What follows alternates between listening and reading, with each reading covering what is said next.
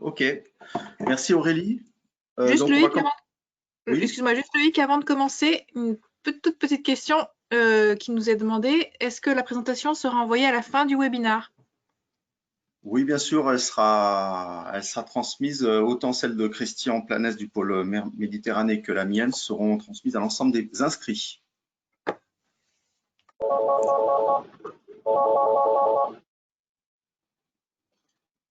Alors, je vous propose peut-être pour les autres intervenants de couper vos micros et je vais commencer donc je vais vous faire une petite introduction avant de rentrer dans le vif du sujet.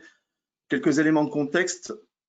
Donc cette session d'information rentre dans le cadre d'un dispositif qui s'appelle Astropreneur et donc est réalisé par l'intermédiaire du Booster Space for Earth avec l'ensemble de ses partenaires, à savoir le pôle Safe Porter, le pôle mer Méditerranée, le pôle SCS, le pôle Eurobiomed, le pôle Aerospace Valley et l'ensemble des boosters. Voilà, c'est aussi une action qui est portée par les ABIC Sud France, que je développerai un peu par la suite. Et c'est aussi, on va dire, un événement qui aurait dû se passer en présentiel il y a quelques mois avant la crise du Covid au pôle mer Méditerranée, au technopôle de la mer, mais bon, pour des raisons évidentes, on n'a pas pu programmer tout ça. Voilà, donc je remercie l'ensemble des partenaires présents sur cette slide pour leur participation et pour leur rediffusion. Donc le plan de la présentation va être en 4 parties, 4 grandes parties. Je vais d'abord présenter un petit peu quels sont les contextes du spatial, parce qu'avant de parler des applications, il est important de bien comprendre de quoi on parle, qu'est-ce qu'un satellite, quel est le contexte spatial mondial, et pour voir un petit peu dans quel contexte on arrive quand on veut faire des applications spatiales. La deuxième grosse partie sera une partie consacrée évidemment à la description de tout ce qui concerne les applications spatiales, quelle est la matière première, quelles sont les données, quels sont les services auxquels on a accès. Une troisième partie beaucoup plus courte sera consacrée à tout ce qui est technologie spatiale. Donc, qu'est-ce qu'on appelle une technologie spatiale? Où est-ce qu'on les trouve? Comment on l'utilise? Comment on peut transférer tout ça? Et enfin, il y aura une dernière partie consacrée à tout ce qui est outils de support au développement des applications spatiales en France et en Europe. Alors, j'ai oublié de préciser un point important. Toutes les slides qui vous sont présentées sont évidemment en anglais puisqu'il s'agit d'un contexte européen. Cette présentation s'inscrit dans le cadre d'un projet européen. Donc, les slides sont en anglais, mais il est complètement ridicule de vous faire la présentation en anglais, sachant que vous êtes tous francophones. Voilà. Et la dernière partie sera consacrée. Alors, il y a quelque chose qui n'apparaît pas dans ce plan, c'est la présentation de Christian Planès du pôle mer d'un exemple de dispositif permettant de vous aider à vous développer vos activités sur la base des applications spatiales. Et donc, à la fin de la présentation, qui devrait durer une grosse heure, une session de questions-réponses, donc comme Aurélie vous l'a précisé, que vous pourrez poser par l'intermédiaire du module questions. Alors, j'espère que ça va marcher. Si tout le monde le voit, j'ai un petit simulateur de satellite pour vous expliquer un petit peu comment fonctionne un satellite. C'est un point important parce qu'il y a beaucoup d'idées reçues sur le spatial et sur les satellites et sur les services spatiaux en général. Et cette simulation a pour vocation de vous expliquer qu'il y a certaines choses qu'on peut faire, d'autres moins. Donc, dans ce petit simulateur, ce que vous voyez, c'est un satellite qui est en orbite. On va pouvoir jouer sur tout un tas de paramètres de son orbite. Et sur ce que vous avez en haut à droite, c'est en fait on va dire la zone qui est survolée par le satellite à chaque instant. Donc, vous voyez le petit point rouge qui se balade sur la map monde. Ça, en fait, c'est la zone que voit le satellite à sa verticale. Donc, il y a deux choses importantes à noter pour l'orbite d'un satellite. C'est que, quelle que soit l'orbite que je vais choisir, que ce soit une orbite donc équatoriale, comme ici, ou une orbite polaire, toutes les orbites sont situées dans un plan qui passe par le centre de la Terre. Ça, c'est un premier point important. On ne peut pas mettre un satellite en orbite au-dessus du 45e parallèle, donc au-dessus de la France en permanence. Ça, c'est pas possible. La deuxième chose importante à noter, c'est que l'orbite d'un satellite ne dépend pas de l'objet ni de la masse du satellite que l'on va envoyer. Donc un satellite de 500 kg situé à une orbite de 1000 km aura exactement la même orbite qu'un satellite, qu'un nanosatellite de 5 kg.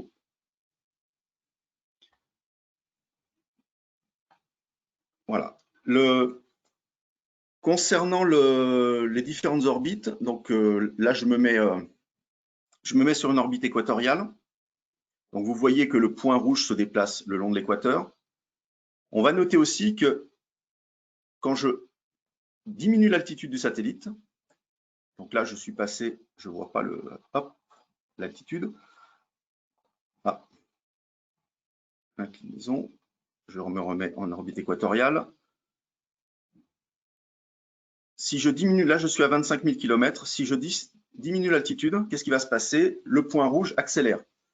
Donc ça veut dire que le satellite va de plus en plus vite au fur et à mesure que je diminue l'altitude. C'est un point important. D'abord, la première chose importante, c'est de voir que le satellite ne reste pas toujours à la verticale du même point. Et puis que plus je diminue l'altitude, plus il va faire un nombre de rotations important par jour. Je pense que tout le monde a entendu parler du film de Thomas Pesquet qui s'appelle 16 levées de soleil. 16 levées de soleil, ça veut dire qu'à 200 km, on ne peut pas se mettre à 200 km, mais à 200 km orbite de la Station spatiale internationale, eh bien, pendant que la Terre fait un tour, la station fait 16 tours. Alors, il y a une orbite un peu particulière que je pense que tout le monde connaît, c'est si je me mets à 36 000 km, à ce moment-là, on voit que le satellite reste toujours à la même verticale du même point, puisqu'en fait, il tourne à la même vitesse que la Terre. Donc, on peut changer par contre sa position, on peut le mettre en orbite au-dessus de l'Afrique, on peut le mettre en orbite au-dessus de l'Indonésie, mais il restera toujours fixe. On peut aussi l'incliner un tout petit peu. Dans ce cas-là, on va voir que l'orbite va balayer un petit peu des zones en faisant un 8 au-dessus d'une certaine zone. Donc ça, c'est ce qu'on va appeler l'orbite géostationnaire. Et c'est des satellites qui ont vocation à rester toujours à la verticale du même point pour assurer une mission permanente. Principalement, ce sont des satellites de télécommunication. Une autre orbite intéressante, c'est si je me mets, on va dire, si je me mets dans une orbite polaire.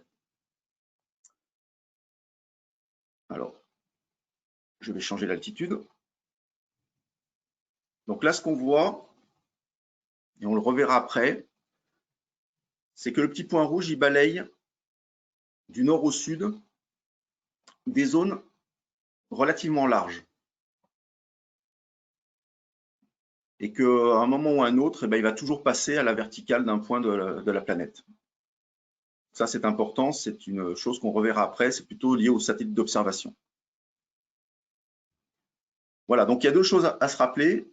L'orbite ne dépend pas du type de satellite que l'on envoie. À partir du moment où on l'envoie sur une orbite, quel que soit le satellite, il va suivre la même orbite. Et la deuxième chose, c'est qu'on ne peut pas faire tout ce qu'on veut avec un satellite, on ne peut pas le mettre en orbite.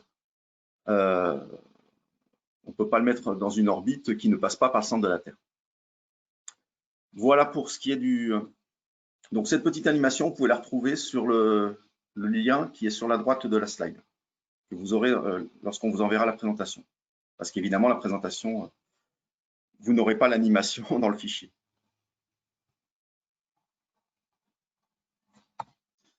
Alors, juste un petit rappel du contexte global et international par rapport à l'industrie spatiale.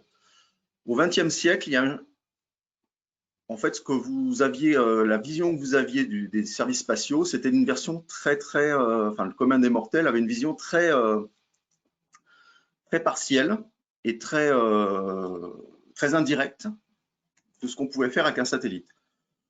Qui achetait des satellites? Les institutions, les opérateurs de télécommunications, la défense, la science, et puis les météorologues. Et l'utilisateur final n'avait conscience du spatial que par la carte météo que vous voyez au journal de 20 h, où on vous expliquait le déplacement des masses nuageuses. Vous saviez plus ou moins que quand vous téléphoniez à New York, votre communication, il y avait de grandes chances qu'elle passe par un satellite pour pas se prendre pour traverser, pour faire de longues distances. Et puis l'autre façon que les utilisateurs, dont les utilisateurs voyaient le spatial, c'est quand ils installaient une parabole sur leur toit pour recevoir les chaînes de télé. Depuis 2015, il y a un changement de paradigme qui est assez important, puisque sont arrivés des grands programmes nationaux et européens pour envoyer en orbite des satellites qui ont des missions d'intérêt, on va dire, d'intérêt public. Et surtout, avec des missions où les services sont mis à la disposition de tous les utilisateurs. On en verra par la suite, hein, il y a Galileo, il y a Copernicus. Et donc, ces services mis en open data permettent aux utilisateurs d'avoir accès à de la géolocalisation, à des images, et puis à de l'Internet à moindre coût. Donc, on est passé d'une situation où pour avoir un accès à l'espace, il fallait investir 300 millions d'euros pour avoir un satellite, pour s'acheter un satellite, il n'y avait pas d'autre solution, à une situation où aujourd'hui, on peut avoir accès aux services spatiaux pour quelques euros. Ça, c'est un changement de paradigme important, puisque le coût d'accès à l'espace a été divisé par 10 millions. Et donc aujourd'hui, on peut, par le biais de ces programmes institutionnels et ces données mises en open data, par le biais du New Space aussi dont on va parler, avoir accès à des choses qui sont beaucoup moins chères. Donc tout le monde a entendu parler, j'imagine, du New Space. Il n'y a pas vraiment de définition, on va dire, dans le dictionnaire pour ça. Ce qu'il faut retenir, c'est que le New Space, c'est un changement de paradigme qui impacte l'industrie spatiale et les utilisateurs. Alors, mais ça dépend du point de vue de l'acteur. Pour les industriels, c'est plutôt le fait qu'il y a de nouveaux compétiteurs qui arrivent avec sous forme de start-up et qui arrivent avec des systèmes beaucoup plus petits sur lesquels les gros acteurs sont moins compétitifs. Pour les utilisateurs, le New Space, c'est une nouvelle façon d'accéder à l'espace et d'augmenter le champ des possibles parce que le coût des images est de moins en moins important, le coût de l'accès aux données est de moins en moins important. Donc ça, les deux grands volets, c'est des infrastructures beaucoup plus bas coût, donc un accès au spatial via des infrastructures low cost, et l'open data qui révolutionne un petit peu les choses. Pour information, le turning point, le moment qui a vraiment tout changé dans l'accès aux données spatiales, c'est l'ouverture par les Américains de GPS en 2000, où là, tout le monde pouvait avoir accès à sa géolocalisation par satellite. Alors, ce dont on va parler dans cette présentation, c'est de trois types de, on va dire, matières premières qui peuvent servir aux entreprises, aux start-upers, aux institutions pour, on va dire, utiliser le spatial au sens large. Il y a d'abord évidemment les données, ce qu'on appelle les downstream services, c'est-à-dire l'observation de la Terre, la géolocalisation par satellite ou les télécommunications, qui permettent d'assurer des fonctions d'observation, de localisation et de communication évidemment. Le deuxième grand type on va dire, de matière première, c'est de pouvoir transférer des technologies ou des savoir-faire qui ont été développés dans le spatial spécifiquement dans d'autres secteurs d'activité. On verra qu'il y a pas mal d'exemples intéressants par rapport à ça. Et ensuite, c'est les opportunités liées au New Space. C'est-à-dire, il y a des nouveaux satellites de plus en plus petits qui apparaissent, des nouvelles constellations, donc des nouveaux usages qui requièrent de nouvelles technologies, de nouveaux procédés de fabrication. Ce sont autant d'opportunités pour les entreprises de développer leur savoir-faire ou de valoriser leur savoir-faire dans le spatial. Donc, dans les deux premiers cas, on est plutôt du spatial vers les autres secteurs d'activité. Dans le troisième cas, on est plutôt des autres acteurs d'activité comme l'IA, comme le numérique, comme le traitement du signal vers le spatial. Donc on va plutôt se focaliser aujourd'hui sur le premier grand type d'activité qui sont donc les services. Mais je parlerai quand même des deux autres. Donc pour le spatial, pour les services spatiaux, il y a trois grands types de services spatiaux. Il y a évidemment la géolocalisation, donc tout le monde a entendu parler de GPS, Galileo. Galileo, pour information, c'est un programme européen qui est de l'ordre de 13 milliards d'euros, donc 2,5 milliards donc financé par la France. Et c'est un programme qui a pour vocation, on en reparlera après, d'assurer la souveraineté européenne en matière de géolocalisation spatiale. Le deuxième grand type, c'est les télécommunications. Donc là, vous avez des grands acteurs qui aujourd'hui assurent des services de télécommunications, Telsat, OneWeb, O3B, etc. On va voir ce que ça implique pour les utilisateurs. Et le troisième type, c'est évidemment l'observation de la Terre. Je mets dans l'observation de la Terre évidemment aussi la météo.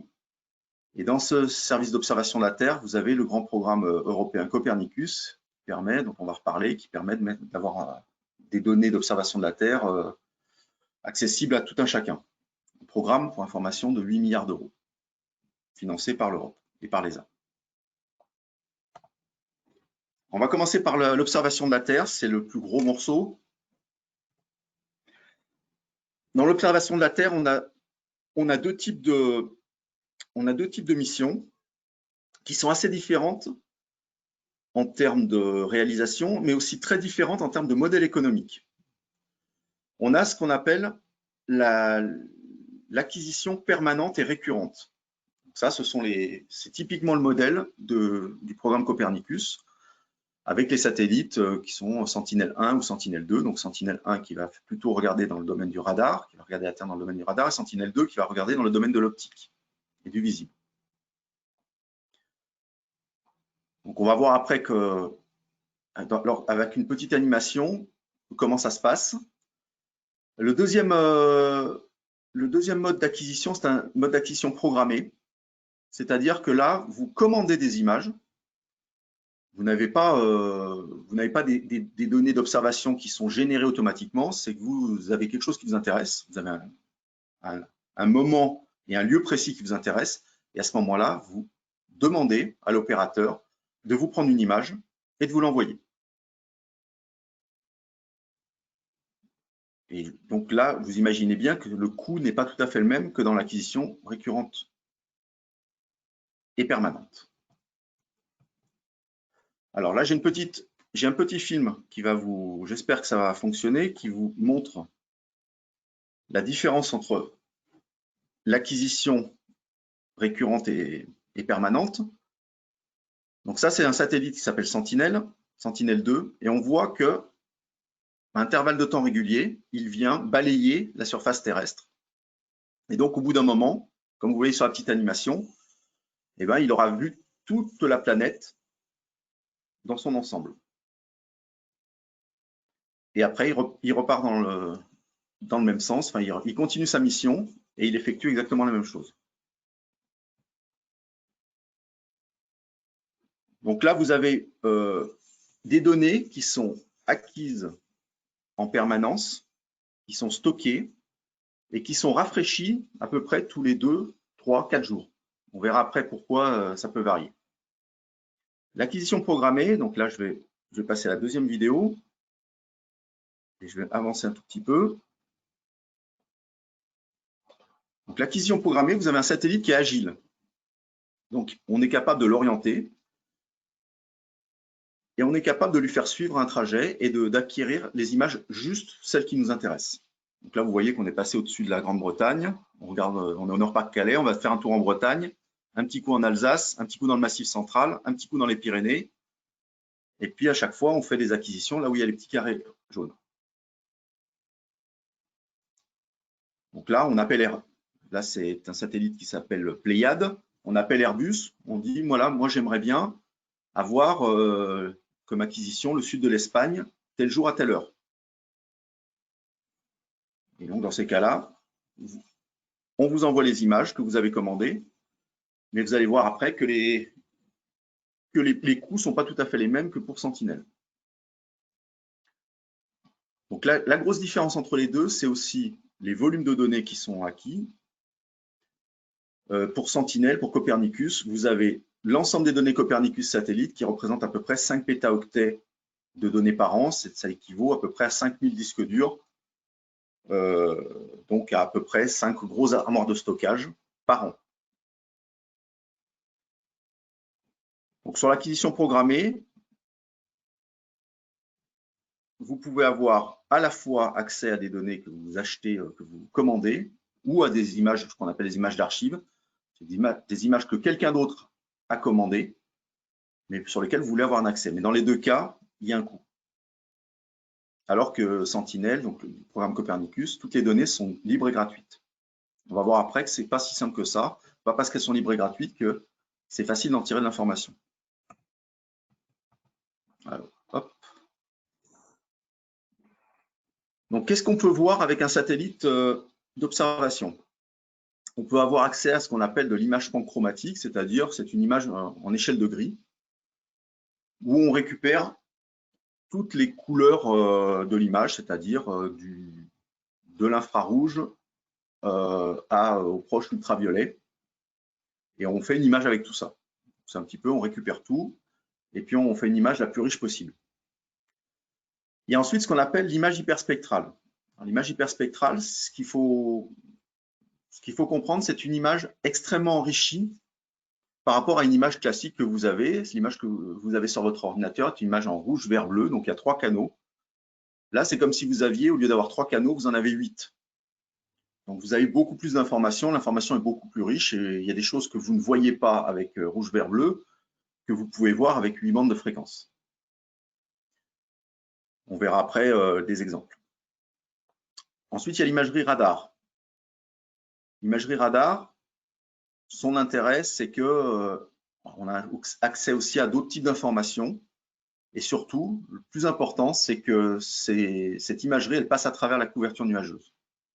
Donc, quel que soit le temps, on va pouvoir avoir une image.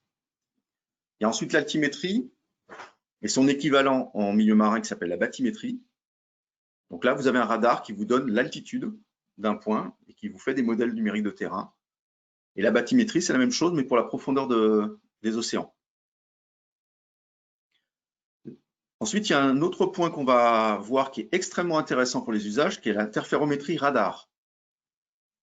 Alors, au lieu de juste regarder la surface des sols et leur nature, on va pouvoir regarder la différence d'altitude qu'il y a entre deux passages du satellite. Et vous allez voir que c'est extrêmement riche parce qu'on va pouvoir regarder des choses, des différences qui sont de l'ordre du millimètre. Alors, bien qu'on soit à plusieurs centaines de kilomètres d'altitude, on va pouvoir déceler entre deux passages du satellite comment les choses ont évolué. Ça ne donne pas des choses en absolu comme l'altimétrie et la bathymétrie, mais ça donne des choses en relatif. C'est peut-être le pan de l'observation de la Terre qui est la moins utilisée et peut-être la plus riche. Alors, un satellite d'observation, voilà un exemple d'image qui est assez intéressante, qui a été donnée par Pléiade. Donc, c'est une image à 50 cm de résolution. On voit des choses extrêmement précises. Mais comme je vous l'ai dit tout à l'heure, ça a un coût. Alors là, c'est ce qu'on appelle de l'orthophotographie, c'est-à-dire qu'on place le satellite vraiment à la verticale du point qui nous intéresse. Donc le coût, pour vous un ordre d'idée, pour les scientifiques, c'est à peu près 1 € du kilomètre carré. Donc là, typiquement, vous avez une image qui doit coûter à peu près 1 000 €. Pour les structures gouvernementales, les images d'archives ont un coût d'à peu près 4 € du kilomètre carré. Et si vous commandez des images, en étant une institution, c'est-à-dire une collectivité territoriale, l'État, un ministère, vous avez un coût qui est de l'ordre de 5 € du kilomètre carré. Ensuite, si vous êtes un industriel, vous avez des coûts qui sont supérieurs, 10 € du kilomètre carré pour les industriels pour l'image d'archives, jusqu'à 20 à 35 € du kilomètre carré pour de l'image programmée. Donc, ça a vraiment un coût significatif. Sachant qu'il y a pour les institutions et comme pour tout le monde, il y a un minimum de commande d'une dalle de 40 km sur 40 km. Donc, je vous laisse imaginer les coûts minimums pour ce genre d'image. Donc ça, c'est la dernière génération d'imagerie haute résolution. Pour des images un peu plus, on va dire, un peu plus anciennes, avec la génération d'avant qui était Spot 6 et 7. Donc là, vous avez un modèle économique qui est un peu différent. Les images sont totalement libres pour la science et pour les associations, enfin les structures gouvernementales. Et par contre, il y a des coûts un peu plus bas pour les industriels. Quand je dis les industriels, ce sont les gens qui veulent évidemment faire des applications à vocation commerciale. Et on a une résolution un peu plus élevée, un peu plus faible, puisqu'on est à 1,5 mètre de résolution.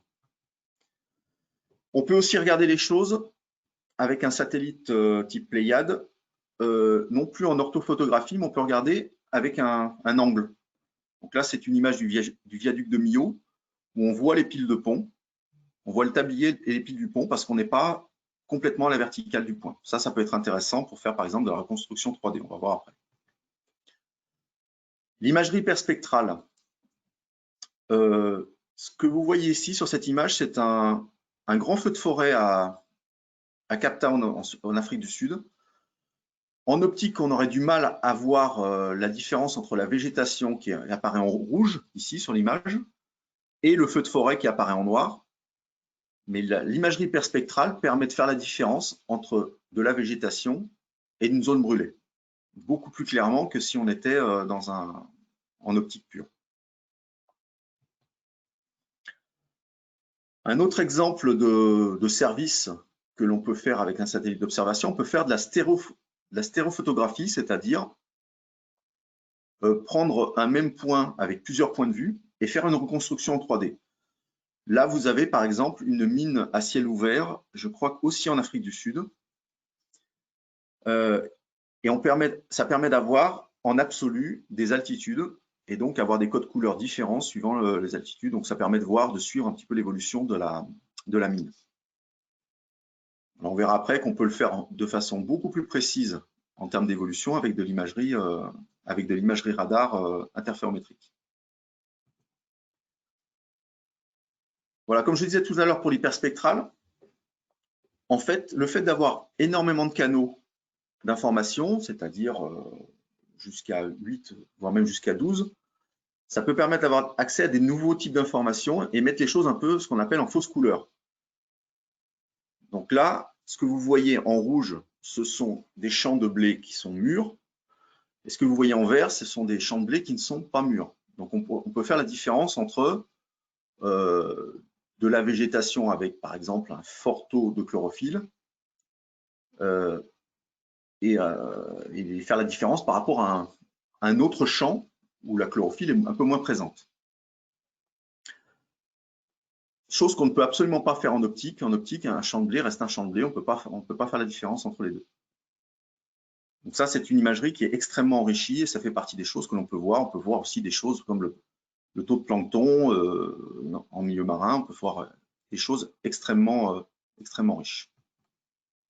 Alors, ce qu'il ne faut pas oublier non plus, c'est qu'en imagerie optique, eh bien, le signal ne passe pas les nuages. Donc, la plupart du temps, là, je vous ai montré des belles images, mais la plupart du temps, la France, vous la voyez comme ça. C'est-à-dire, vous ne voyez pas grand-chose, vous voyez des nuages. Donc, c'est une observation Copernicus, par exemple, c'est une observation qui est permanente, mais toutes les images ne sont pas exploitables. Donc, vous avez des entreprises dont la spécialité, c'est de dénuager des images, c'est-à-dire que quand il n'y a pas de nuages au-dessus d'une zone, ils enregistrent l'image, et après, ils font une espèce de mosaïque pour avoir une image de la France où il n'y a absolument aucun nuage. Mais c'est une image reconstituée, parce qu'évidemment, ça arrive rarement, voire même jamais. Mais ça veut dire aussi que quand on dit que le taux de revisite des satellites de Copernicus est de 2 jours, c'est vrai, mais toutes ces données-là ne sont pas exploitables, donc il faut faire attention. On considère globalement que sur la France, il y a à peu près une image par semaine en moyenne qui est exploitable. Mais ça veut dire quand même qu'on peut rafraîchir les images assez régulièrement, ce qui est intéressant pour pas mal d'applications. Un autre point important, c'est que, comme vous le voyez là, de nuit, on ne voit rien du tout. Donc le satellite, il lui arrive aussi de prendre des images. Enfin, dans ce cas-là, on évite de prendre des images, mais à certains moments, il passe de nuit. Donc le cycle jour-nuit est une limite importante pour le développement des usages. Un autre exemple sur l'imagerie radar. Alors là, on n'est pas en interférométrie, on est vraiment en imagerie. C'est au nord du Cap Corse, on est capable de voir un bateau qui a dégazé, c'est-à-dire un pétrolier qui a nettoyé ses cuves et qui donc a émis une pollution. Donc ça fait partie des choses qu'on ne pourrait pas voir, ou au moins ne pas voir tout le temps avec un satellite optique à cause des nuages. Donc avec de l'imagerie radar, on est capable de suivre, de détecter les pollutions en étant sûr que tous les 2 jours, on a une image et donc on est capable de retrouver le pollueur. Donc dans l'interférométrie radar, comme je l'ai dit tout à l'heure, on est capable de voir des variations d'altitude à peu près d'1 millimètre entre 2 passages du satellite. C'est-à-dire qu'on va être capable de détecter des mouvements de terrain, on va être capable de détecter des affaissements de bâtiments, on va être capable de détecter des mouvements de glaciers, des hauteurs de neige, ça c'est un peu plus compliqué, mais on commence à arriver à le faire. Les impacts des tremblements de terre ou des glissements de terrain sur le paysage. Et puis des choses un peu plus novatrices, comme l'exploitation des mines, comme je disais tout à l'heure. Quand vous voulez avoir un plan d'exploitation d'une mine et savoir où est-ce que la mine a été excavée, vous faites passer le satellite Sentinel-1 ou Radarsaryx, pardon, et puis vous arrivez là, vous allez voir les évolutions. Il y a même des choses qui intéressent les gens du marketing pour regarder sur les parkings des supermarchés le taux de remplissage des véhicules pour savoir à quel moment les gens viennent plutôt au supermarché, etc. Juste un exemple intéressant pour vous donner une idée du potentiel de cette technologie-là. Les militaires l'utilisent, par exemple en Afghanistan, pour vérifier si des véhicules légers ou même des véhicules blindés sont passés sur des pistes. C'est-à-dire qu'entre 2 passages d'un véhicule, entre 2 passages satellite, pardon, si un véhicule est passé, il aura changé la texture de la piste et donc on va être capable de détecter si un véhicule est passé. Donc on va pouvoir détecter les mouvements de troupes ou les mouvements de véhicules. La donnée spatiale d'observation, c'est 3 grandes données importantes. On va même peut-être dire 4. C'est la résolution évidemment spatiale. La résolution, c'est le plus petit détail qu'on peut discerner sur une image. On peut aussi dire que c'est la taille d'un pixel. Il y a un autre détail qui est important, c'est la précision. C'est-à-dire quand vous voulez géolocaliser des choses sur une image, il faut aussi connaître son emplacement avec précision. Et ça, c'est pas toujours très simple. Ça demande beaucoup de calculs. Ensuite, la deuxième donnée importante, c'est ce qu'on appelle la fauchée. C'est-à-dire qu'un satellite, comme vous l'avez vu tout à l'heure, il balaye certaines zones avec une certaine épaisseur. Certaines espèces, on va dire, c'est la taille du pinceau, son pinceau d'observation. Et l'autre donnée importante qui est souvent un peu oubliée, c'est la période de revisite. C'est-à-dire que si vous avez besoin de surveiller les choses de façon récurrente, il faut absolument avoir des périodes de revisite assez courtes. Donc, vous avez certaines constellations qui ont une période de revisite comme Copernicus, comme Sentinelle de quelques jours. Et dans le New Space, vous avez des constellations d'observation qui vont avoir une observation quasiment permanente. Ça va être quelques minutes de temps de revisite. Alors évidemment pas avec le même satellite, mais l'important c'est de savoir avec quelle période les images sont rafraîchies. Voilà. Donc là, je ne vais pas trop détailler. Rappelez-vous seulement qu'il y a plusieurs contraintes à avoir des hautes résolutions. La contrainte, c'est évidemment le coût. La deuxième contrainte, c'est le volume des données. La troisième contrainte, ce sont les temps de traitement. Donc, il est important de bien choisir sa résolution parce que on peut toujours dire qui peut le plus, peut le moins, mais tout dépend du coût et de sa capacité à gérer les données derrière. Il faut également se rappeler que pour les applications civiles commerciales, la limite légale de résolution, c'est 30 cm. Donc, ce n'est pas la peine d'aller chercher des données qui sont plus précises que ça, mieux résolues, vous ne les trouverez pas, c'est interdit. Donc, même dans le New Space, pour l'instant, on ne peut pas avoir des résolutions inférieures à 30 cm. Voilà. Et donc, côté acquisition programmée, ne pas oublier que c'est très cher. Acquisition gratuite et permanente, Sentinel-2, c'est un peu moins résolu, donc 10 mètres, mais c'est libre, permanent et récurrent. Donc, qu'est-ce qu'on voit avec 10 mètres de résolution? Là, vous avez une photo du Cap d'Antibes et de la région de Sophia Antipolis. Avec 10 mètres de résolution, on voit, on va dire, les grandes agglomérations. Avec 3 mètres de résolution, on commence à voir l'empreinte au sol des bâtiments. Et avec 50 cm ou 30 cm de résolution, donc les YAD spots, à peu près dans cette gamme, on voit le nombre, on peut dénombrer le nombre de véhicules qu'il y a sur un parking.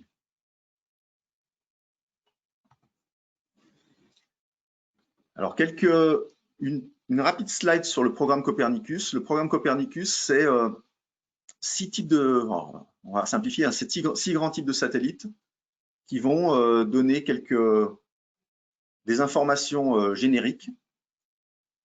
Et ces 6 grands types de satellites, leurs informations sont compilées et rapprochées de données environnementales in situ pour donner des informations par grand type d'application, c'est-à-dire l'atmosphère, le maritime, l'étude de la Terre, du changement climatique, de la sécurité et de la gestion de crise.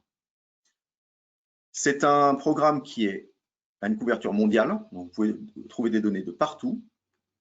C'est permanent et gratuit. Et les données sont à peu près rafraîchies tous les 2 à 5 jours. Ces données sont placées dans ce qu'on appelle des DIAS, c'est-à-dire des plateformes de développement de services auxquelles vous pouvez accéder. Il y a un mode freemium et un mode payant, mais vous pouvez avoir accès à ces informations-là en vous rapprochant des DIAS donc, qui sont cités ici, c'est-à-dire Creodias, Onda, Mundi, SoBlue et Wikio. Voilà. Il y en a qui correspondent plus à certains types d'applications, mais ça, je pense que vous pouvez vous rapprocher de nous si vous voulez avoir du conseil. Voilà pour l'observation de la Terre. On va donc maintenant passer au GNSS, Galileo. Et à Galileo, je vais essayer vous allez voir, de casser pas mal d'idées reçues sur Galileo et sur le GNSS en particulier.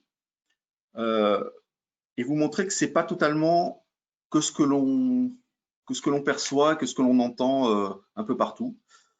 Que l'information clé, elle n'est pas forcément toujours bien diffusée.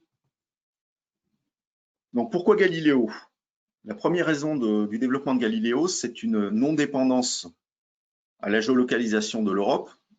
L'Europe ne voulait pas être soumise à l'épée de Damoclès que, par exemple, GPS, les Américains coupent GPS un jour ou un autre et qu'on n'ait plus dans nos voitures accès à une géolocalisation. Il faut avoir accès à un système GNSS souverain. La deuxième raison, c'est d'avoir une meilleure précision. Et surtout, ce qui est important, on va le voir, c'est avoir une meilleure sécurité et une meilleure confiance dans la mesure de la géolocalisation.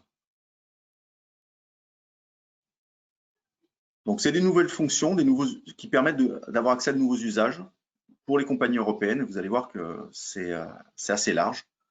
Alors, vous avez quelques exemples ici, hein, mais qui induisent aussi des contraintes très différentes. La contrainte sur la maintenance ne sera pas la même que sur le trafic aérien. Donc, Galileo, certes, on entend souvent que ce sera beaucoup plus précis, c'est vrai, mais c'est aussi beaucoup de sécurité. Donc aujourd'hui, vous avez beaucoup de mobiles qui sont compatibles Galileo, vous en avez plus de 300. Vous pouvez regarder sur le lien que j'ai mentionné sur la planche pour voir si le vôtre est compatible Galileo. Mais compatible Galileo, ça ne veut pas dire que vous allez avoir accès à tous les services Galileo. La plupart des services Galileo ne sont pas encore ouverts, seront ouverts prochainement, on va le voir, il y a un calendrier. Mais ça veut juste dire que votre téléphone est capable d'interpréter et de capter les signaux des satellites Galileo pour renforcer sa géolocalisation par rapport à GPS, par rapport à d'autres systèmes. Donc, ce que va proposer Galileo en plus, d'ici 2021-2022, c'est de la précision, mais aussi une authentification du signal. C'est-à-dire que vous allez avoir un certificat dans le signal qui va vous dire « je suis bien le signal de Galileo et je ne suis pas le signal d'un tiers qui essaye de me raconter n'importe quoi ». Donc, vous avez une position qui est authentifiée. On peut même aller plus loin. Il y a un autre système qui s'appelle EGNOS et qui sert aujourd'hui à la géolocalisation des avions. Il y a certains aéroports qui vous permettent d'atterrir automatiquement avec EGNOS. C'est donc de récupérer aussi une information sur la confiance que vous pouvez avoir dans le signal. Parce qu'aujourd'hui, quand vous avez un signal sur votre GPS, votre téléphone, vous n'êtes pas absolument certain de votre géolocalisation. Vous n'avez même pas d'intervalle de confiance. Donc, ce que va pouvoir apporter Galileo en convergence avec EGNOS, c'est aussi un intervalle de confiance où on vous dit, vous êtes à cet endroit-là et vous êtes à cet endroit-là dans un rayon de 5 mètres ou 10 mètres, mais vous êtes sûr à 100% que vous êtes dans ce rayon-là. Et ça, pour pas mal d'usages, c'est important. Je vous laisse imaginer pour les avions si c'est important. Je vous laisse imaginer aussi pour le guidage des aveugles dans un milieu urbain. C'est important d'être sûr à 100%. Et même si vous êtes sûr à 99% des cas que votre localisation est précise, moi, je n'appelle pas ça être précis. Donc, la haute précision sera un service qui va être ouvert donc, en 2021-2022 et qui va permettre d'avoir une précision de 30 cm dans 80% des cas. Ce sera un service complètement libre et gratuit, sachant qu'il y aura un service un peu plus robuste, et même beaucoup plus robuste, qui sera lui payant.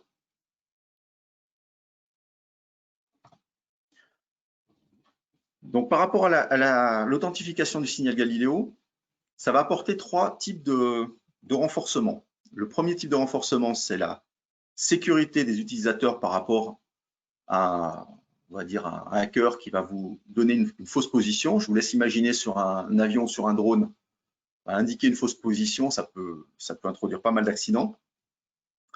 Donc là, c'est une sécurité par rapport à l'utilisateur. Galileo va apporter aussi un peu plus de protection. Alors j'ai mis le un peu plus entre guillemets parce que c'est pas forcément une sécurité globale, ça a un renforcement, on va dire, par rapport à ce qu'on appelle le déni de service. C'est-à-dire si un hacker met un brouilleur dans une zone, plus personne dans cette zone-là n'aura accès à son signal GPS. Je vous laisse imaginer sur le véhicule autonome ce que ça peut occasionner. Donc ça, il y a un petit renforcement, c'est pas encore complètement gagné, il faudra d'autres services, mais ça renforce aussi cet aspect-là. Il y a un autre aspect qui est là plutôt par rapport à un tiers, c'est ce qu'on appelle le spoofing. C'est-à-dire que si demain, votre assurance vous demande de prendre en photo l'accident et d'indiquer que votre téléphone indique la géolocalisation, l'heure et votre identité, comme preuve légale que vous avez bien eu un accident à cet endroit-là, rien ne vous empêche aujourd'hui de mettre ce qu'on appelle un petit spoofer de position, c'est-à-dire de faire croire à votre téléphone que vous êtes à un endroit alors que vous êtes à un autre. La certification du signal Galileo empêchera ce genre de situation. Donc là, c'est plutôt de prévenir contre les mauvais usages d'un utilisateur par rapport au signal Galileo. Ce service-là, pour l'instant, il n'est pas encore développé, mais il doit être développé par un opérateur privé et il y a un appel d'offres qui devrait être lancé prochainement. Voilà.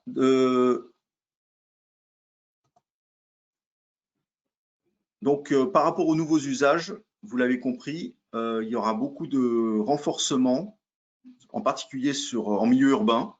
En milieu urbain, la précision des GPS en général, tous les systèmes GNSS n'est pas très bon parce qu'il y a beaucoup de multiréflexions sur les immeubles, sur ce qu'on appelle les canyons urbains. Donc, le fait que Galileo et 2 fréquences, ça lui permet d'être beaucoup plus précis en milieu urbain, donc d'être beaucoup plus adressable, par exemple, par le véhicule autonome.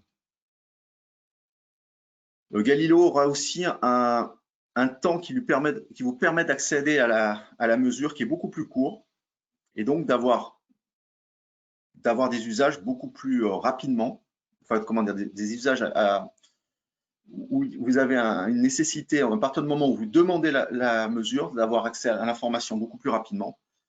Et aussi, le deuxième aspect très positif, c'est que ça va permettre d'avoir des autonomies de dispositifs, par exemple sur le tracking des bagages ou le tracking des containers, avec une endurance beaucoup plus importante parce que vous mettrez beaucoup moins de temps à avoir accès à la géolocalisation. Donc, il y a un aspect endurance qui est important. Un aspect du GNSS, alors là, qui n'est pas spécifique à Galileo, mais qu'on connaît mal, c'est que les satellites de géolocalisation vous permettent d'avoir accès à un temps extrêmement précis et absolu. C'est comme si vous aviez une horloge atomique dans votre téléphone portable. Donc, vous avez une précision de l'ordre de 3 nanosecondes et un temps absolu global et mondial qui vous permet de faire de la synchronisation. Typiquement, on fait de la synchronisation de signaux par GNSS dans les télécommunications. Donc, toutes les antennes 4G, 5G que vous avez un peu partout, vous avez un récepteur GPS qui permet d'assurer la synchronisation des signaux. Vous avez aussi des utilisations dans les sciences et dans les synchronisations des données bancaires. Je vais y arriver. Ça, je vais passer. Vous avez 4 types de services. Donc, les services libres et gratuits dont j'ai parlé tout à l'heure, les services commerciaux où là, il faudra payer un abonnement pour avoir des services un peu plus robustes, les services régulés, donc qui seront accessibles uniquement aux services d'urgence, aux collectivités, à l'État, et le service Search and Rescue qui est vraiment spécifique à tout ce qui est balises de détresse et situations d'urgence. Bon, là, je ne vais pas rentrer trop dans les détails, mais sachez qu'il y a plusieurs autres systèmes GNSS que Galileo. Il y a le système GPS des Américains, GLONASS des Russes, Beidou des Chinois, et qu'on a capacité à fusionner tous ces systèmes-là pour avoir des systèmes encore plus précis, encore plus robustes. Je citerai juste l'exemple de la société Geoflex qui propose un transfert de technologie d'une technologie du CNES qui s'appelle le PPP. Et vous pouvez tester cette géolocalisation hyper précise avec l'application PPP with Lite que vous pouvez télécharger sur Android. Et si votre téléphone gère Galileo en mode données brutes, c'est-à-dire en mode RAW, vous pouvez avoir accès à une géolocalisation avec votre téléphone actuellement qui est de l'ordre de 5 cm. Mais ça prend un peu de temps. Il faut 30 minutes de temps de convergence. Mais ça vous donne une idée de la précision qu'on peut avoir avec le GNSS. Concernant les télécommunications, je vais être assez rapide parce qu'il n'y a pas grand-chose à savoir. Il y a quelques points clés qui peuvent, donner des idées pour des futurs usages qu'on n'imagine pas forcément. Donc, les usages classiques, c'est pour faire des télécommunications de longue distance. Vous voulez communiquer entre les États-Unis et la France en point à point. Vous voulez tirer un câble à travers l'Atlantique, vous mettez 2 antennes satellites avec un satellite au milieu, satellite géostationnaire, vous assurez une liaison très haut débit. Pareil pour la télévision, mis à part que ce n'est pas du point à point, c'est que vous arrosez des grandes zones à l'échelle d'un continent pour télédiffuser des programmes télé. Les services d'urgence, quand vous avez ce qu'on appelait avant les balises Argos ou Inmarsat maintenant, ou Cospas Sarsat, vous êtes un marin, vous êtes au milieu de l'Atlantique et vous avez besoin de signaler que vous êtes en situation de détresse. Vous avez besoin de communiquer de façon globale. Ce qu'il faut vraiment retenir dans la télécommunication par satellite, c'est que dès que vous avez un besoin qui est global et généralisé, il n'y a que le satellite qui peut vous l'apporter, au moins à des coûts raisonnables. Que ce soit la 4G et la 5G, vous avez toujours des trous dans la raquette, c'est-à-dire vous avez des zones, ce qu'on appelle des zones blanches, où il n'y a pas de signal. Donc en situation d'urgence, c'est toujours un peu problématique. Donc ça, c'est pour les services un petit peu historiques. Pour tout ce qui concerne les télécommunications, on va dire New Space, maintenant, vous pouvez avoir accès, évidemment, à de l'Internet très haut débit, de façon globale, et donc vous pouvez avoir accès à de nouveaux services partir du moment où vous avez besoin de communiquer partout où vous êtes, et vous devez assurer une continuité de service, ce sont ces services-là qu'il faut privilégier. Donc là, tout le monde a entendu parler, j'imagine, de Starlink, de OneWeb ou de O3B. Je suppose surtout de Starlink qui a fait le buzz. Ensuite, il y a des solutions, là non plus très haut débit, mais qui sont dédiées à ce qu'on appelle l'Internet des objets. C'est-à-dire que vous avez besoin de faire remonter de l'information en très petite quantité, mais de façon récurrente.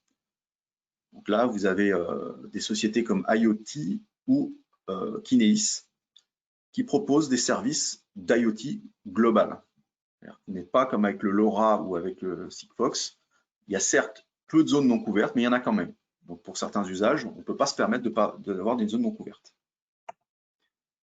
Alors simplement pour, à titre d'exemple, des choses que les gens ne connaissent pas forcément, c'est que dans les télécommunications, on peut aujourd'hui transformer son téléphone standard en téléphone satellite de façon assez simple.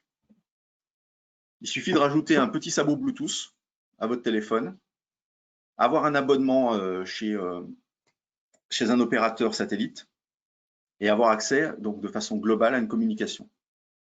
Ça, c'est important parce que tout le monde s'imagine que pour avoir accès à du satellite global, il faut avoir un très gros terminal avec une grosse antenne, il faut le payer très cher chez Thuraya et puis derrière, il faut acheter un abonnement très cher. Bon, ça, c'est l'abonnement, ce sera toujours le même coût. Par contre, le dispositif, on peut facilement faire des tests pour des situations opérationnelles où on a besoin d'avoir une communication de façon globale. De la même façon, tout le monde pense que tout le monde veut avoir la fibre optique quand on est dans l'arrière-pays en montagne. Aujourd'hui, la plus simple des solutions pour accéder à du très haut débit, c'est quand même le satellite. Et ce n'est pas plus cher que la fibre.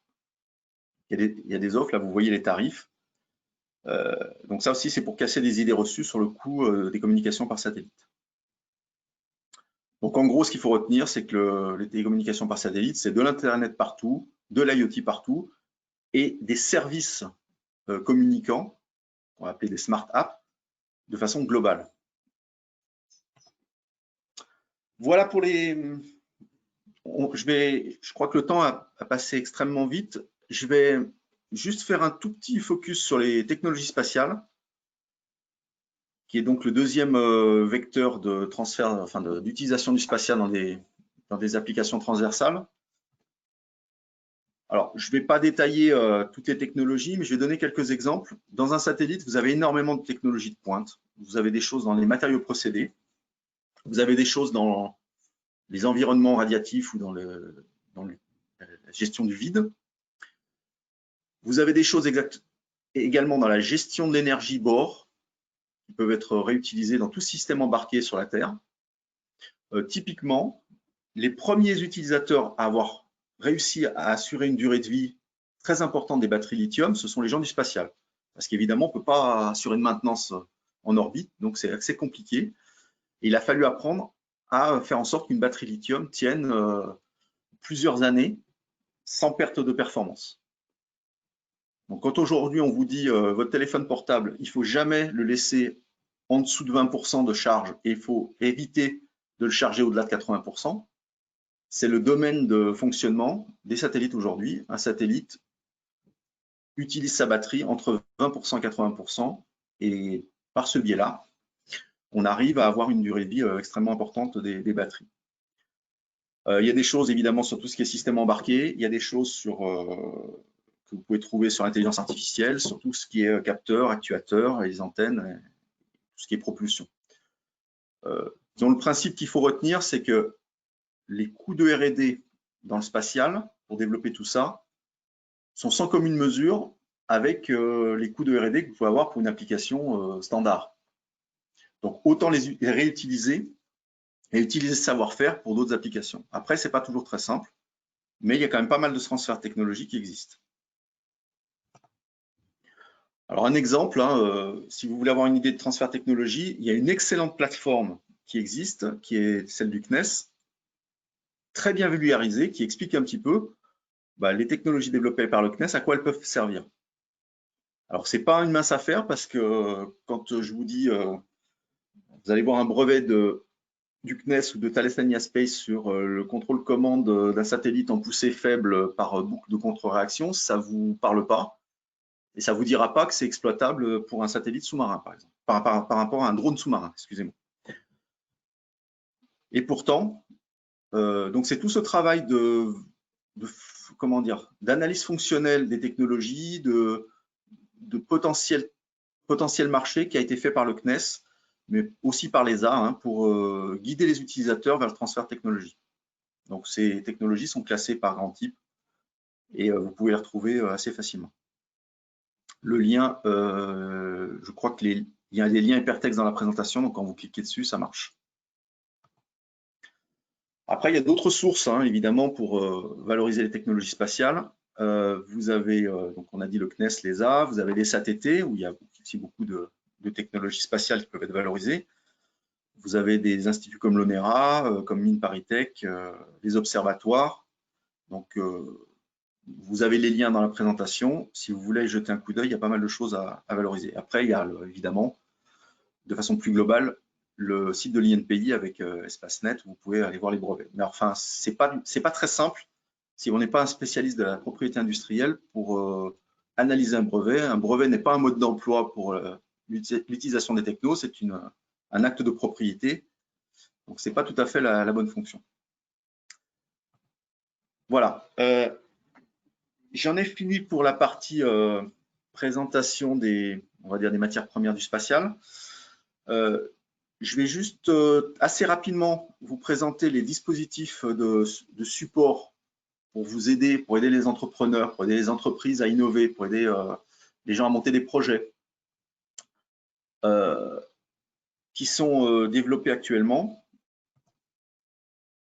Alors, je vais commencer par le programme Astropreneur, donc qui s'adresse plutôt aux personnes individuelles ou aux jeunes entreprises, très jeunes entreprises, tout ce qui est early stage, qui est un programme d'accompagnement et de coaching de ces entreprises pour les aider justement soit à intégrer du spatial dans leurs activités, soit à développer une activité liée au spatial. Donc c'est assez simple, il suffit de candidater. Il devrait y rester un batch, donc un relevé d'ici le mois de septembre.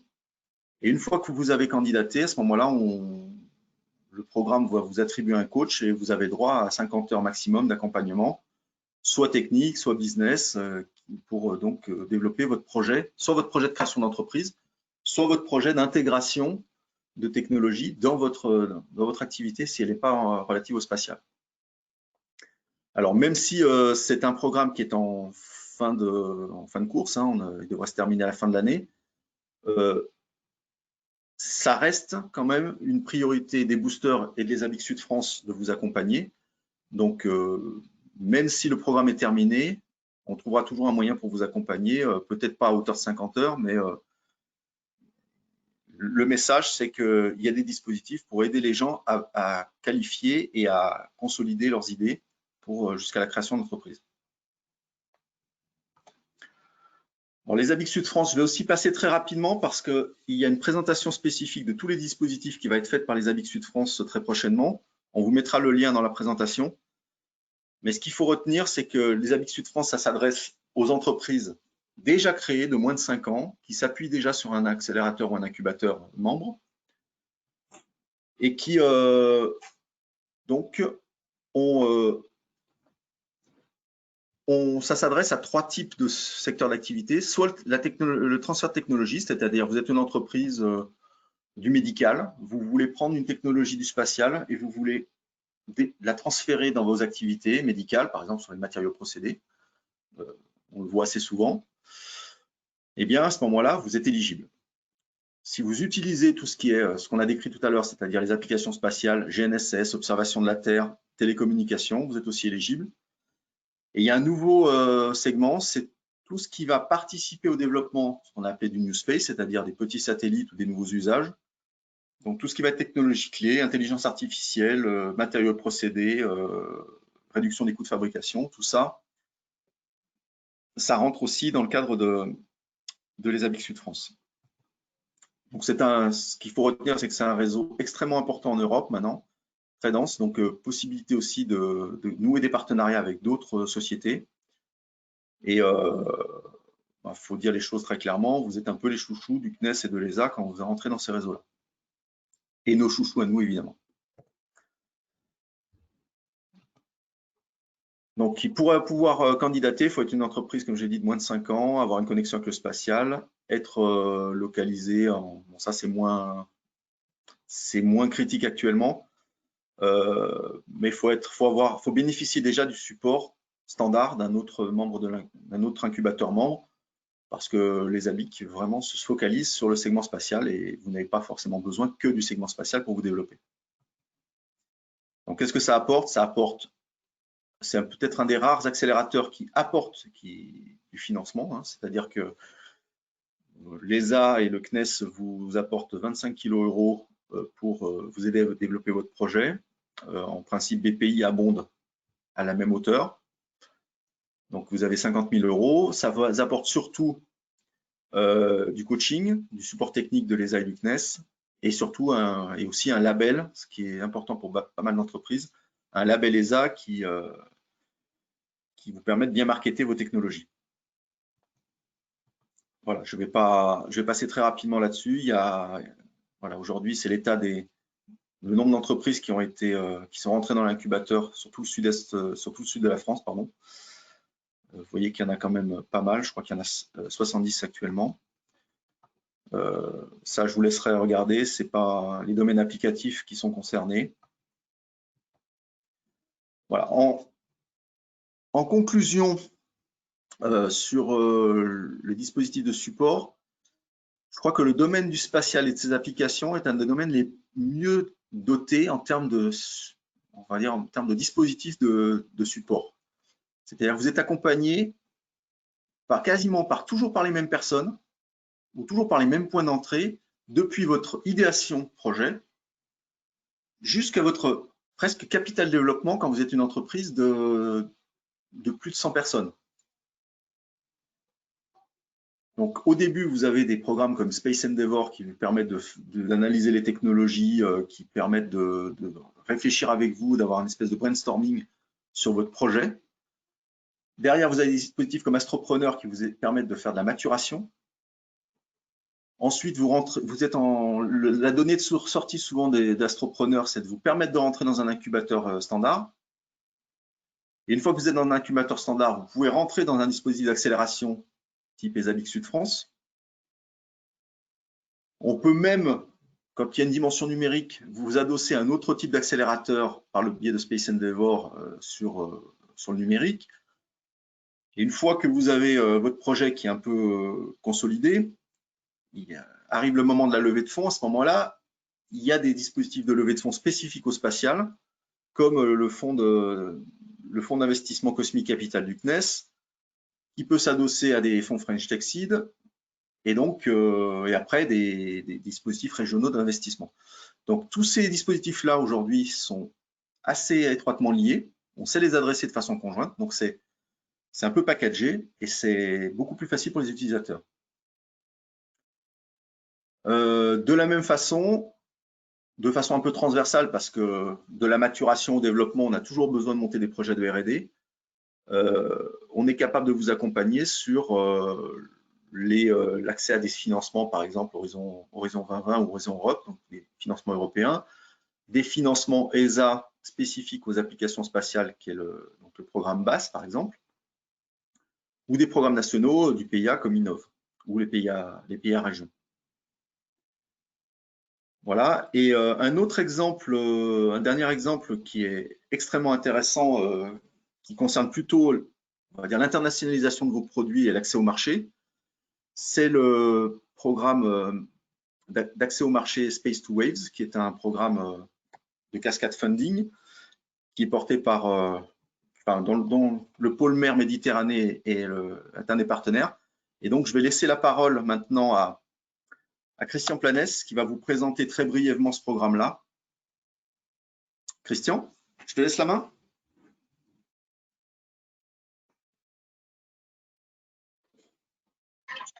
Bonjour à tous, donc le son est activé.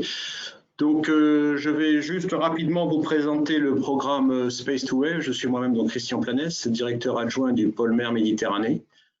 Donc, la présentation ne devrait pas durer trop longtemps pour laisser la place aux questions dans la suite. Donc, je vais partager mon écran.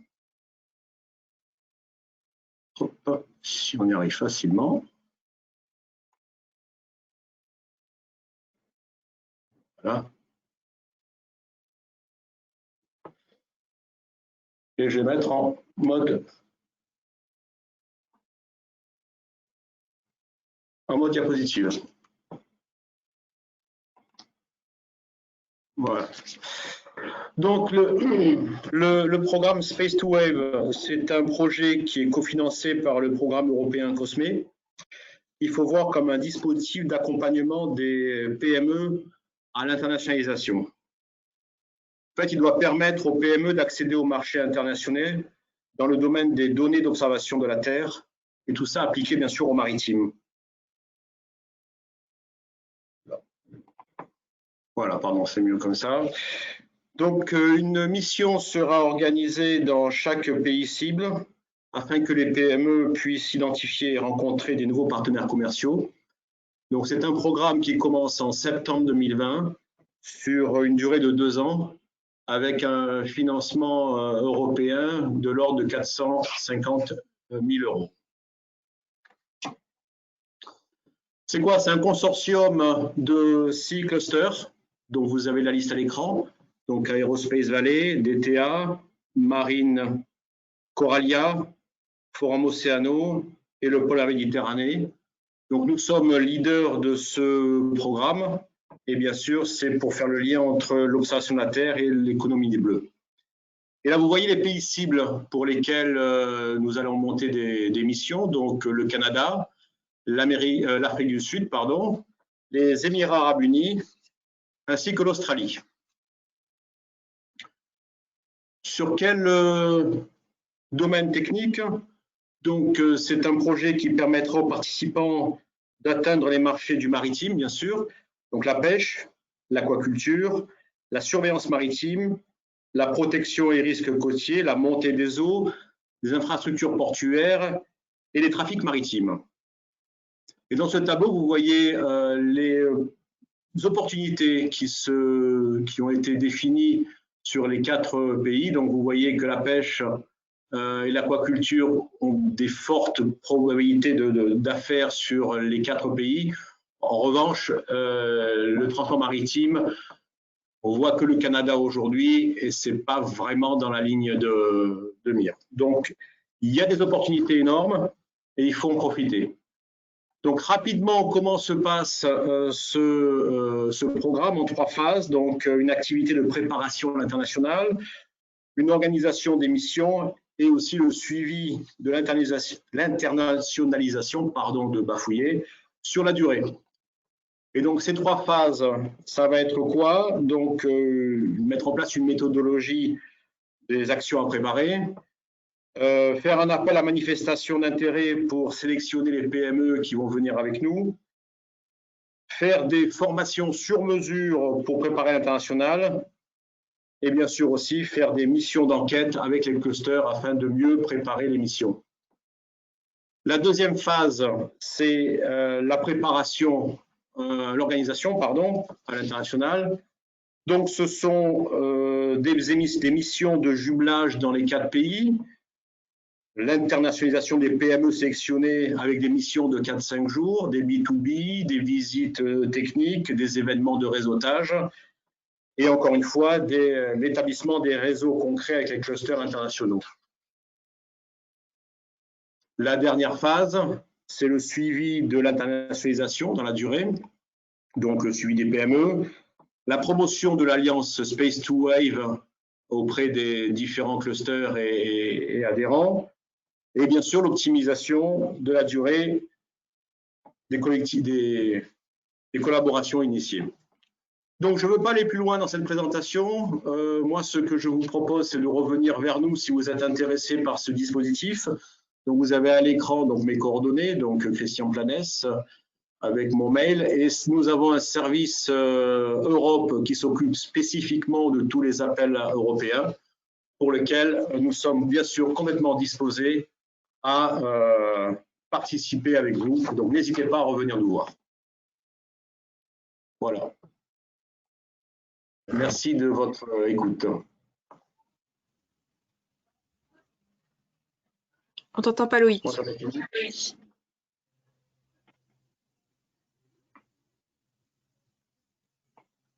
Ah, oui, merci Christian pour cette présentation. C'est un dispositif qui est particulièrement intéressant parce que de toute façon financé par l'Europe et l'accès à l'international est un point extrêmement important pour les PME. Donc, je vous invite à vous rapprocher de Christian et du pôle mer Méditerranée si vous avez besoin de cet ordre-là. On va peut-être passer aux questions-réponses. Oui. Alors, je vous propose de le faire de façon plutôt chronologique en fonction des présentations, donc, puisque les paquets de questions thématiques ont été faits en fonction des présentations. Donc, tout d'abord, en commençant par la présentation de Loïc, sur qu'est-ce qu'un satellite? Donc, 2 questions ont été posées. Existe-t-il des simulateurs de satellites en freeware? Alors, tout dépend de ce qu'on appelle simulateur de satellite. Si on appelle simulateur de satellite la petite animation que je vous ai montrée, oui, la preuve, c'est que je l'ai utilisée. Et donc, il y a le lien dans la présentation et vous pouvez cliquer dessus et jouer sur le web avec les orbites des satellites pour voir un petit peu comment ça fonctionne. C'est très limité, hein. Après, il existe, oui, certains logiciels qui sont des véritables simulateurs de satellites qui vont même un peu plus loin, c'est-à-dire qui simulent aussi le lancement des satellites, parce que là, on n'en a pas parlé du tout, hein, mais pour arriver sur ces orbites-là, il y a toute une phase de lancement. Donc, ce sont des simulateurs qui sont un peu plus complets. Je n'ai pas de nom à vous citer comme ça, mais oui, ça existe.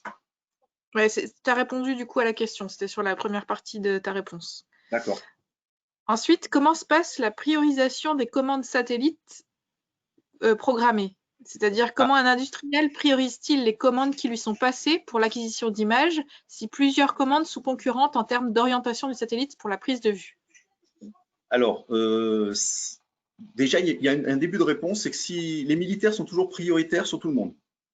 C'est-à-dire que, par exemple, si on parle de Pléiade ou de Spot, quand vous commandez une image, vous n'êtes pas sûr à 100% qu'on puisse accéder à votre demande. S'il y a une programmation militaire à ce moment-là, si on ne peut pas vous fournir l'image, ben vous n'aurez pas votre image. Par contre, s'il y a 2 entreprises non militaires qui commandent une image au même moment, là, je pense qu'il y a une forme de négociation. Alors, je ne sais pas du tout comment ça se passe, mais je pense qu'il y a une forme de négociation qui doit se faire entre l'opérateur et les clients. Parce que là, on est dans un registre purement client-fournisseur. Quand vous avez un client 2 clients qui vous demandent la même chose au même moment, en principe, vous retombez dans la même logique. Il y a une négociation qui doit se faire. Ok. Ensuite, sur le volet observation de la Terre, que donne, alors ça c'est plus, est-ce que tu as une image, que donne une image hyperspectrale d'une zone marine avec des navires par conditions météo dégagées? Est-ce que tu as une image à donner en particulier? Alors, le problème des images hyperspectrales, c'est que comme vous avez 10 canaux, voire 12, eh bien, il y a 2 solutions pour voir une image, pour la visualiser. C'est soit je ne prends que 3 canaux sur les 12 et j'en fais une image rouge, vert, bleu, j'affecte des fausses couleurs. Soit je mixe bizarrement les canaux, mais en fait, tout dépend de ce qu'on veut faire. Si on veut voir du plancton, ça va être, comment dire, ça va être une image en fausse couleur avec des algorithmes un peu différents que si on veut regarder, par exemple, des bateaux. Enfin, en principe, quand on fait de l'imagerie hyperspectrale, on ne cherche pas à avoir des choses, on cherche à avoir des informations plutôt environnementales que des informations sur… alors, on peut voir, par exemple, si un bateau a ses moteurs allumés ou pas, parce qu'il va y avoir une dissipation thermique et donc de l'infrarouge qui va diffuser. Ça, OK. Mais en fait, la réponse, il n'y a pas de réponse toute faite. Tout dépend de ce que l'on veut regarder. Alors, si on veut regarder des bateaux, en principe, ce qu'on fait, c'est plutôt du panchromatique, c'est-à-dire qu'on prend tous les canaux, on les regroupe et on fait une image en noir et blanc. Et est-ce que du coup, les navires sont clairement visibles ou mieux visibles? Alors, les bâtiments ne seront pas forcément, tout dépend de ce qu'on appelle mieux visible, tout dépend de ce qu'on veut voir. Si on veut juste mieux voir et avoir plus de résolution, ça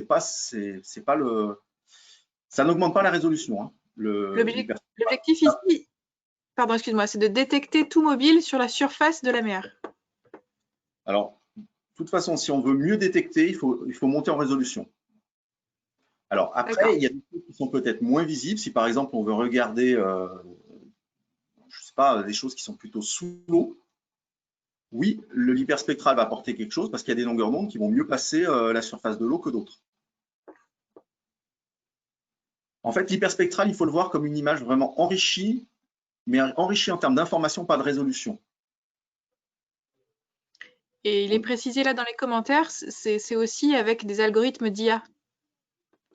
Oui, tout à fait. Alors l'IA a une grande place dans l'imagerie puisque quand on veut détecter des choses, eh bien, il faut apprendre à les détecter.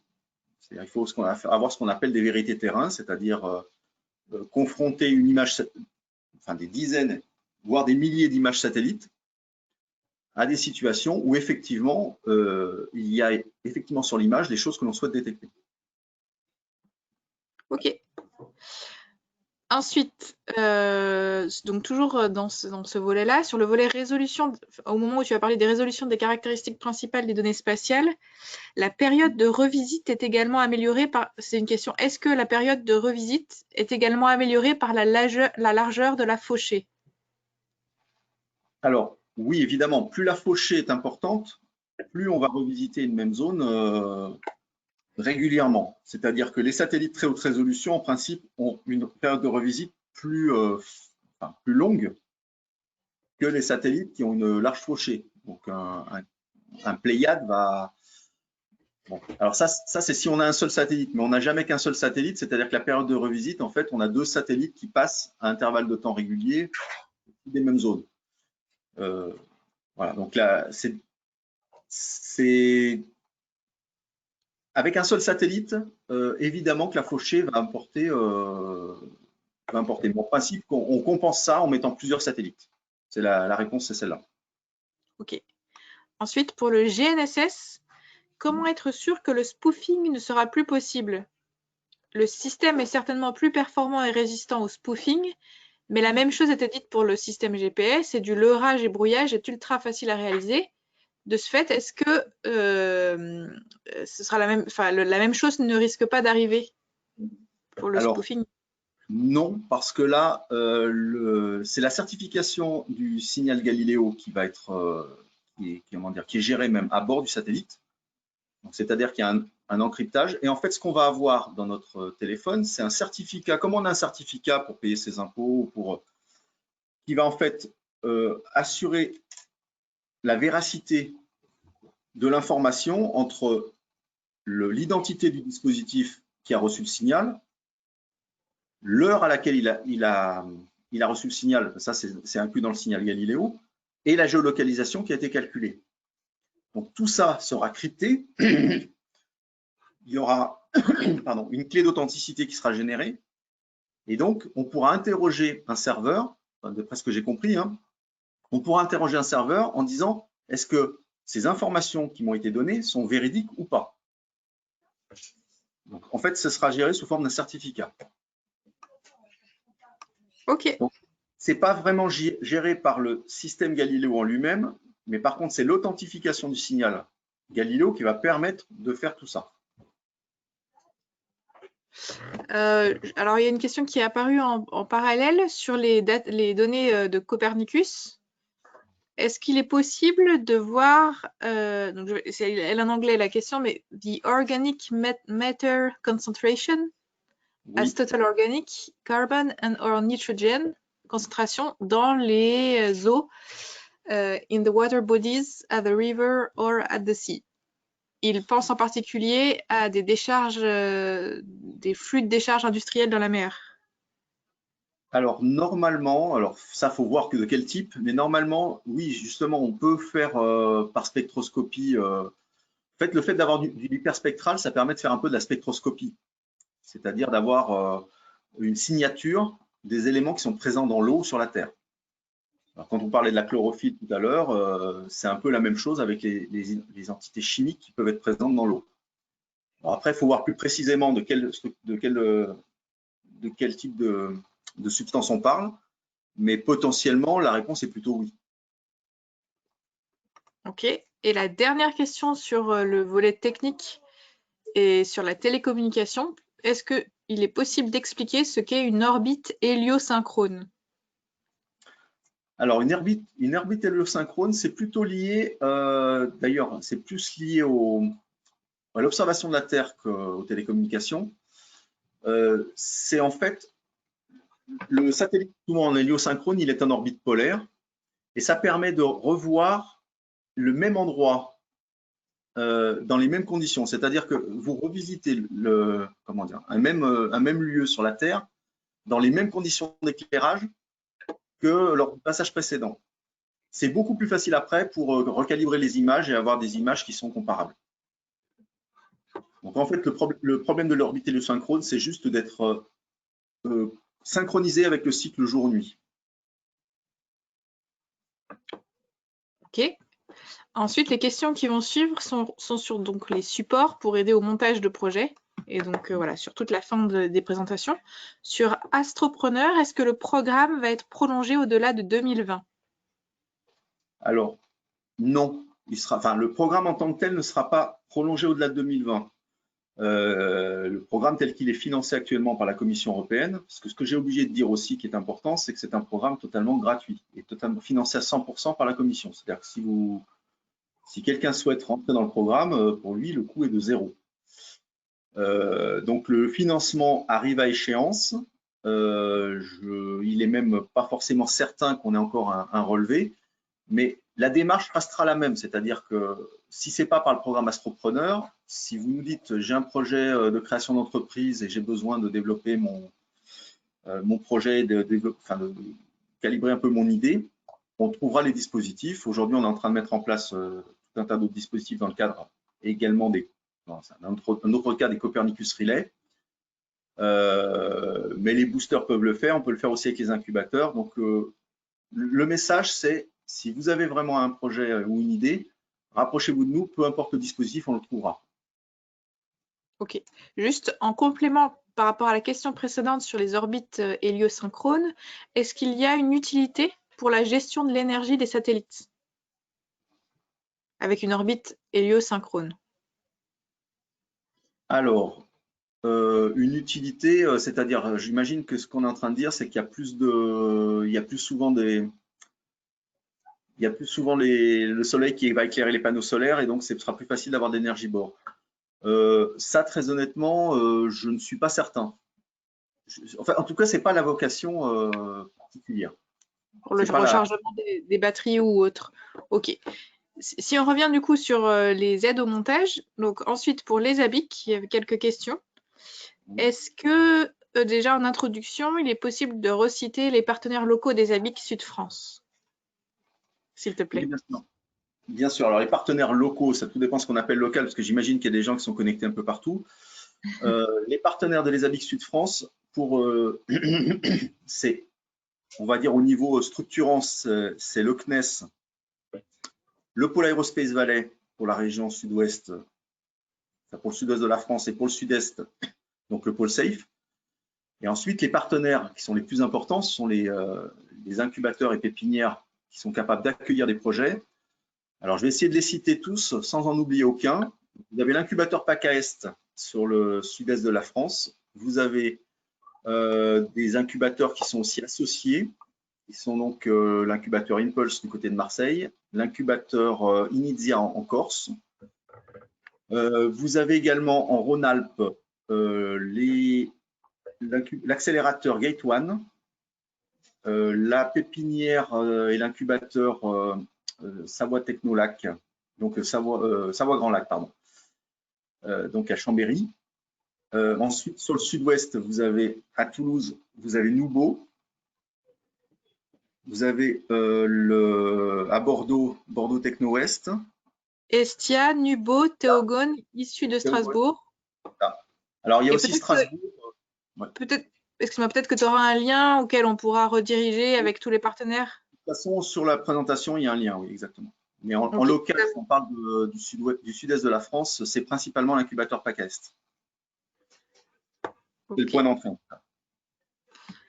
cas. Ensuite, comment peut-on déposer un dossier ESABIC si notre incubateur n'est pas labellisé par ESABIC?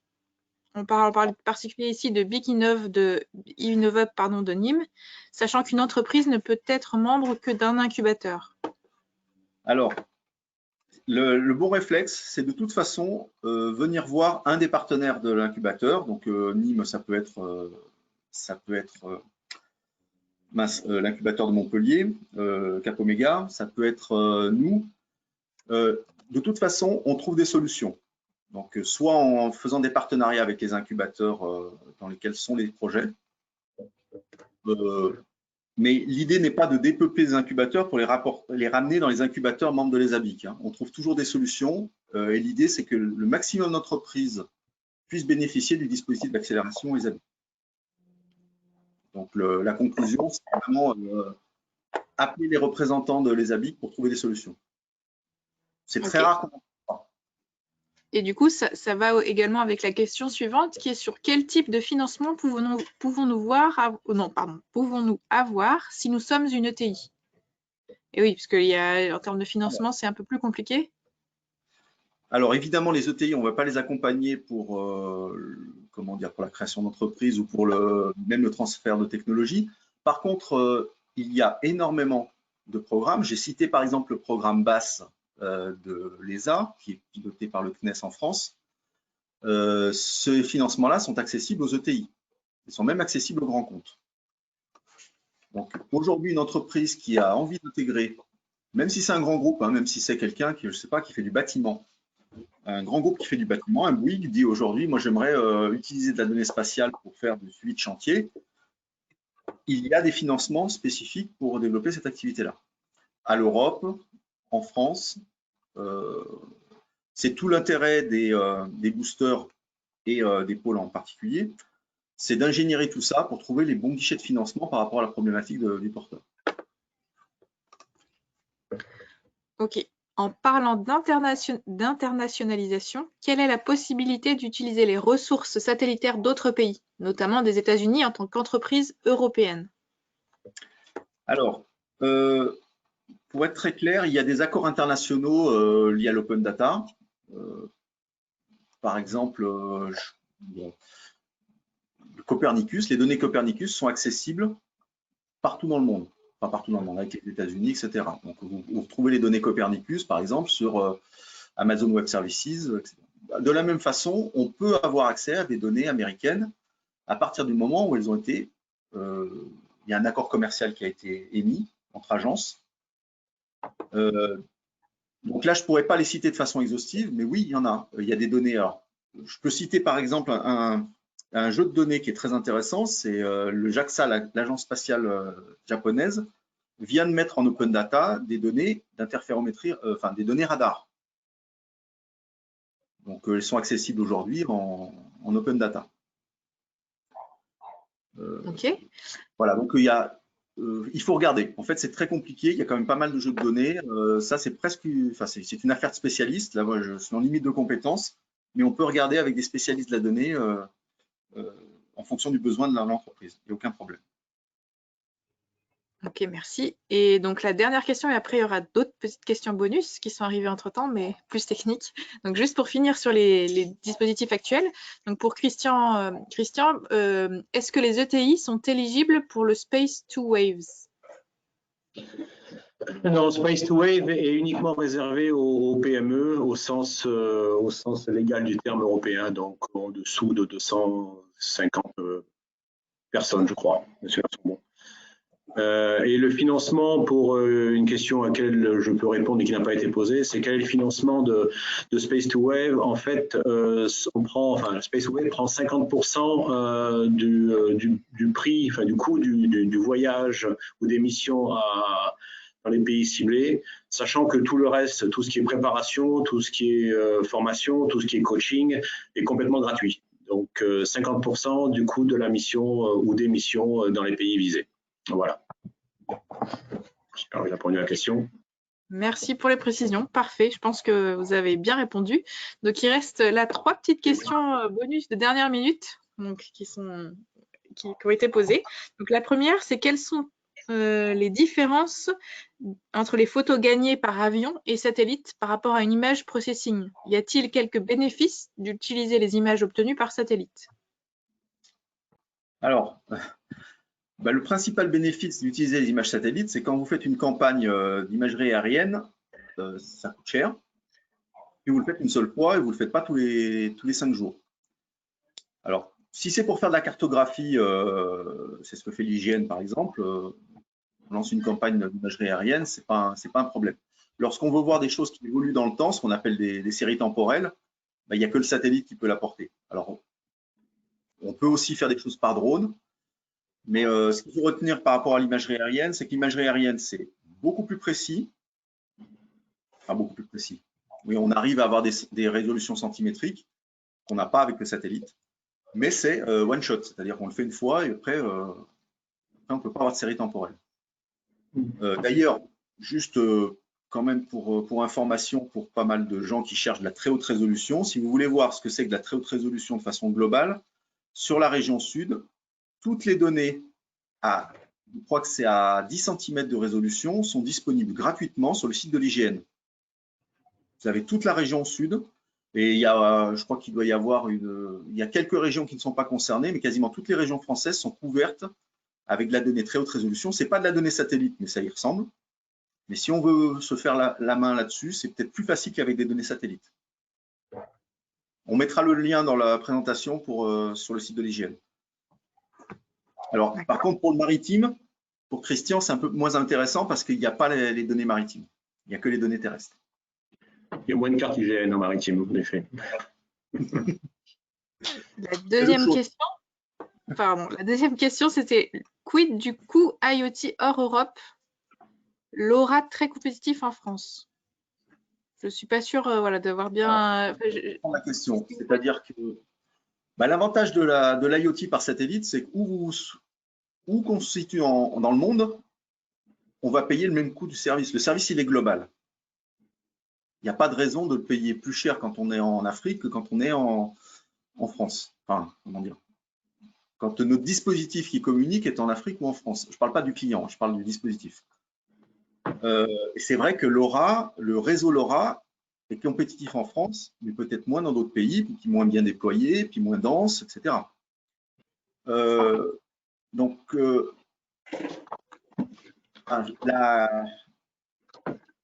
Encore une fois, l'aspect IoT par satellite est intéressant à partir du moment où on a un besoin global. Si on a un besoin juste sur une usine en France, le LoRa ou autre chose, le Sigfox, suffira très largement. Mais si on a besoin de déployer, je ne sais pas, qu'est-ce qu'il y a des bornes pour faire du suivi dans le Sahara ou en Afrique du Sud, et qu'on a besoin d'être dans des zones désertiques et de communiquer, mettre des capteurs environnementaux, des capteurs météo, et surtout des capteurs qui sont mobiles, à ce moment-là, il faut vraiment avoir recours à de l'IoT par satellite.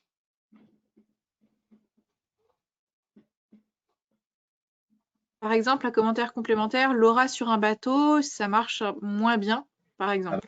LoRa sur un bateau, c'est vraiment l'exemple type où l'IoT par satellite est intéressant. Les drones sous-marins, les drones marins, les drones volants, tout ça, ça peut être de l'IoT par satellite. Et la dernière question, combien coûte en termes d'ordre de grandeur le fait de télécommuniquer un objet connecté par satellite à l'export? Alors là, c'est très difficile de répondre à la question parce que tout est en train de se mettre en place. Les acteurs dont on a parlé, là, IoT par exemple, et ça y est, j'ai oublié le nom de la filiale du CNES, enfin bon, bref. Kinéis. Pardon? Kinéis, non? Kinéis, tout à fait. Kinéis, ils sont en train de mettre en place leurs offres. Je n'ai pas d'ordre de grandeur à donner, mais on peut se renseigner, ça c'est pas très compliqué. On a les contacts qu'il faut. En tout cas, le message à passer, c'est que s'il y a des gens qui sont intéressés par des choses qui existent commercialement. Encore une fois, ils peuvent passer par nous, on les mettra en relation avec les gens qui vont bien pour analyser tout ça. Cette offre-là, aujourd'hui, elle est en construction. Donc, on a aussi besoin des utilisateurs pour que les gens qui la commercialisent, disons, soient en phase avec les besoins. Donc, il y a une très forte demande aussi pour que les utilisateurs potentiels se rapprochent de ces acteurs-là. Dans les commentaires, il y a CLS Kineis. Pardon. C'est vrai. CLS, c'est plutôt observation de la Terre. Et Kineis, c'est plutôt IoT. Ce sont deux filiales du CNES. Enfin, deux filiales, on va dire au sens très large, deux transferts de technologie du CNES. Voilà, les questions sont finies. Tout le monde, normalement, a pu poser ses questions. Bon, parfait. J'espère qu'on a pu y répondre. De toute façon, vous avez mes coordonnées également. Vous avez les coordonnées de Christian dans la présentation, mes coordonnées à moi également. S'il y a d'autres questions, d'autres interrogations, des projets, des gens qui souhaitent créer une entreprise, vous pouvez sans aucun problème vous rapprocher de nous, on est là pour ça. Et de toute façon, je pense que cette session sera suivie. Là, on a un petit peu paré au plus pressé en faisant ce petit webinar. On essaiera de monter des choses un peu plus groupe de travail, des choses un peu plus en interaction entre les acteurs pour faire émerger des projets, pour pouvoir analyser les choses avec des experts. Bon, on a essayé avec Christian de jouer le rôle d'expert, mais on n'a pas réponse non plus à toutes les questions. Donc, voilà, n'hésitez pas à revenir vers nous et puis on vous enverra donc les présentations dans les jours qui viennent, associé à un petit questionnaire de satisfaction. Et puis également, je crois que la vidéo sera mise en ligne pour ceux qui veulent revoir certaines choses. Non? Probablement. Probablement. Okay. Bon, parfait. Il ne me reste plus qu'à remercier l'ensemble des partenaires, et Christian en particulier pour ton intervention et on est finalement arrivé à faire cette animation. On a réussi, oui, malgré le Covid. Merci à toi, en tous les cas, Loïc, d'avoir initié tout ça. Merci à toi pour la super présentation qui est très didactique et très vulgarisée, que j'ai bien apprécié, moi qui découvrais complètement le domaine du spatial. Donc, je pense que ça a été extrêmement positif pour ceux qui découvrent aussi. Merci à tous, en tous les cas, de votre attention. Et puis, n'hésitez pas, comme disait Loïc, à revenir vers nous pour le montage de vos projets. On est là pour ça, donc, pour vous aider. Merci beaucoup. Merci. Merci, bonne journée. Au revoir.